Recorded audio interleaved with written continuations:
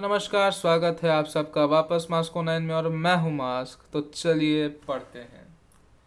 तो भाई और बहनों, आज हम शुरू करने वाले हैं रिफ्लेक्शन ऑफ लाइट, जो कि लाइट रिफ्लेक्शन एंड रिफ्रैक्शन का एक अभिन्न और एक बहुत ही इम्पोर्टेंट पार्ट है। तो देखो, अब जो रिफ्लेक्शन ऑफ लाइट है इसका डेफिनेशन क्या है, आखिर रिफ्लेक्शन ऑफ लाइट होता क्या है। तो ये बहुत ही आम सी बात है, हम सबको पता है। यदि हम किसी आईने के सामने जाके खड़े हो जाए तो हमें जो दिखता है वो हमारा रिफ्लेक्शन ही है। तो भाई, रिफ्लेक्शन ऑफ लाइट एक ऐसा फिनोमेना है जहाँ जो लाइट है वो एक मीडियम में वापस आ जाता है बाउंस बैक होकर। ठीक है, यदि मैं इसको और अच्छे शब्दों में कहूँ एग्जाम पॉइंट ऑफ व्यू के हिसाब से, तो ये होगा reflection of light is the phenomenon where light bounce back in the same medium after striking the surface. चलो, बहुत बढ़िया। अब देखते हैं भाई आखिरकार क्या है। हर चीज़ के कुछ ना कुछ टाइप होते हैं, तो यहाँ पे रिफ्लेक्शन के भी कुछ टाइप हैं। तो रिफ्लेक्शन के टाइप है क्या, क्या है रिफ्लेक्शन। तो देखो भाइयों और बहनों, रिफ्लेक्शन के दो टाइप होते हैं। एक होता है रेगुलर रिफ्लेक्शन, जिसे हम स्पेक्युलर रिफ्लेक्शन भी कहते हैं, और दूसरा होता है इरेगुलर रिफ्लेक्शन, जिसे हम डिफ्यूज रिफ्लेक्शन भी कहते हैं। इन दोनों में अंतर क्या है, सो अभी हम देखते हैं आखिर है। तो इसमें फर्स्ट जो है रेगुलर रिफ्लेक्शन, इसका डेफिनेशन कुछ ऐसा है। डेफिनेशन नहीं, मतलब एक्चुअली ये कहाँ प्लेस, मतलब कहाँ होता है ये एक्चुअली।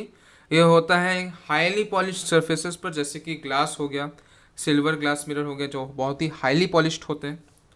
तो इनमें एक्चुअली होता ये है कि जो भी एंगल आता है, यदि मैं समझूँ एंगल बोल रहा हूँ, रे आता है, ठीक है, मैंने समझो 3 रे पास आउट किया, वो तीनों के तीनों रे पैरेलल थे।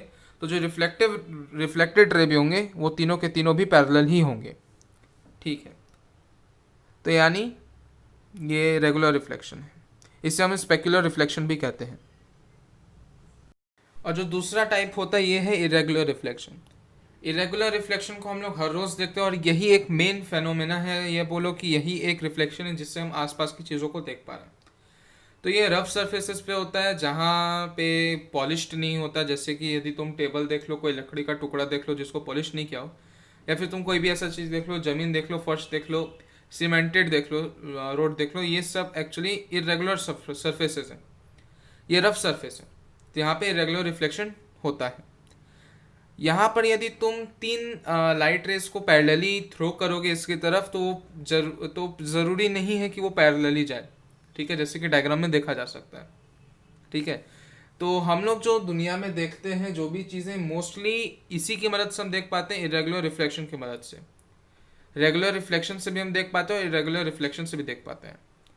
इरेगुलर रिफ्लेक्शन को हम लोग डिफ्यूज रिफ्लेक्शन भी कहते हैं, और रेगुलर रिफ्लेक्शन को, जैसे मैंने बताया, स्पेकुलर रिफ्लेक्शन भी कहते हैं। क्योंकि रेगुलर रिफ्लेक्शन जो है वो देखने लायक रहता है, तो इसका आंसर स्पेकुलर। और किसको डिफ्यूज बोलेंगे अब वो तुम समझ सकते हो। ठीक है, बढ़िया है, अत्यधिक अच्छी बात है। तो अगला टॉपिक जो कि है लॉ ऑफ रिफ्लेक्शन, उससे पहले कुछ ऐसी चीज़ें जिसके बारे में सबको जानना जरूरी है। तो एक्चुअली कुछ इंपॉर्टेंट टर्म्स हैं, कुछ डेफिनेशन हैं, और कुछ इसी तरीके की चीज़ें हैं जो हम सबको जानना चाहिए एंगल ऑफ रिफ्लेक्शन को पढ़ने से पहले। तो भाई सबसे पहले आता है इंसिडेंट रे। इंसिडेंट रे क्या होता है, एक लाइट का रे है जो मिरर पे पड़ता है। ठीक है, यही सारे फसाद की जड़ है। तो इसका डेफिनेशन कुछ इस प्रकार का होगा, जरा गौर फरमाइएगा। The ray of light falling on a mirror is called incident ray. बढ़िया है। दूसरा कहलाता है रिफ्लेक्टेड रे, ये फसाद की जड़ का फल है। ठीक है, एक्चुअली ये रे जो है बाउंस बैक होके वापस उसी मीडियम पे जाता है। तो इसका डेफिनेशन कुछ इस प्रकार का होगा। Reflected ray is that the ray of light returned by the mirror in the same medium. ये है हमारा रिफ्लेक्टेड रे। तीसरा होता है नॉर्मल। तो ये एक्चुअली तुम्हारा बराबरी रेफरी समझो इसे यहाँ पर। तो ये एक परपेंडिकुलर लाइन होता है, या फिर तुम परपेंडिकुलरली ड्रॉन जो करते हो पॉइंट ऑफ इंसिडेंस से। इसका डेफिनेशन क्या होगा, perpendicular drawn at the point of incidence. अब ये सोचोगे आखिरकार ये पॉइंट ऑफ इंसिडेंस क्या है, तो ठहरो बच्चे ठहरो, बता रहे हैं, भाग नहीं जाएंगे, बता रहे हैं। तो पॉइंट्स ऑफ इंसिडेंस वो पॉइंट होता है जहां पर इंसिडेंट रे मिरर पे गिरती है या मिरर पे आती है, इसका डेफिनेशन कुछ इस प्रकार होगा, the point where incident ray strikes on the mirror, इसका डेफिनेशन यही है। अब आगे क्या है, अब दो स्पेसिफिक एंगल बनते हैं, एक को हम एंगल ऑफ इंसिडेंस कहते हैं, दूसरे को हम एंगल ऑफ रिफ्लेक्शन कहते हैं। अब ये दोनों एंगल हैं क्या, मेरे ख्याल से सबको पता, तो जान लो भाई। अब दो एंगल बनते हैं नॉर्मल और इंसिडेंट रे और रिफ्लेक्टेड रे के बीच में। तो जो इंसिडेंट रे और नॉर्मल के बीच में बनता है हम उसे कहते हैं एंगल ऑफ इंसिडेंस। इसका डेफिनेशन कुछ इस प्रकार है, angle formed between incident ray and normal. Angle of reflection का डेफिनेशन ये है कि angle found between reflected ray and normal. तो नाम से समझ में आ जाएगा कि कौन सा एंगल कहाँ कहाँ के बीच में बनता है, बस कॉमन चीज यही है कि दोनों में नॉर्मल है। हाँ, स्टार्टिंग का इंपॉर्टेंट पार्ट भी देख लिए, रिफ्लेक्शन क्या है वो भी देख लिए। अब आते हैं लॉज पे। तो भाई लॉज यानी कानून, जंगल का यह कानून है, जंगल का नहीं, स्कूल का यह कानून है, बोर्ड का यह कानून है कि यह कानून जरूर आता है।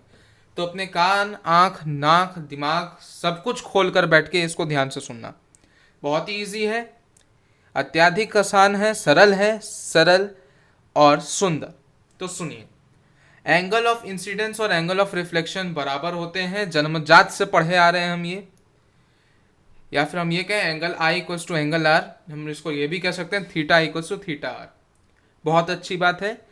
बेसिकली बात यह है कि जिस एंगल पर इंसिडेंट रे आएगा या फिर इंसिडेंट रे और नॉर्मल के बीच में जो एंगल बनेगा वही एंगल रिफ्लेक्टेड रे और नॉर्मल के बीच भी बनेगा।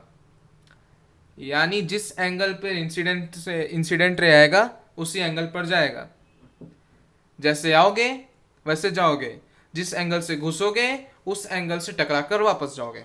बहुत ही बढ़िया। दूसरा, जो इंसिडेंट रे है, नॉर्मल है और रिफ्लेक्टेड रे है, ये सब एक ही प्लेन पे या फिर एक ही पॉइंट पर रहते हैं। ठीक है, लॉ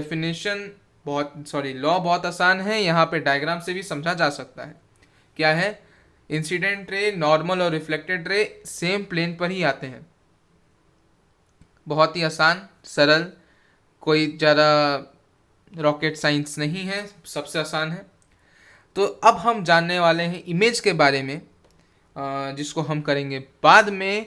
तब तक के लिए अलविदा, शुक्रिया। सब्सक्राइब कीजिएगा, लाइक कीजिएगा, शेयर कीजिएगा, और सब्सक्राइब करने के बाद बाजू में घंटा है उसको दबा दीजिएगा और वहाँ पे नोटिफिकेशन फॉर ऑल कर दीजिए, ताकि आप तक हमारे सभी वीडियो के नोटिफिकेशन जल्दी पहुँचें और आप सब इसे देखें, हमारे व्यू बढ़ाएं और सब्सक्राइबर भी।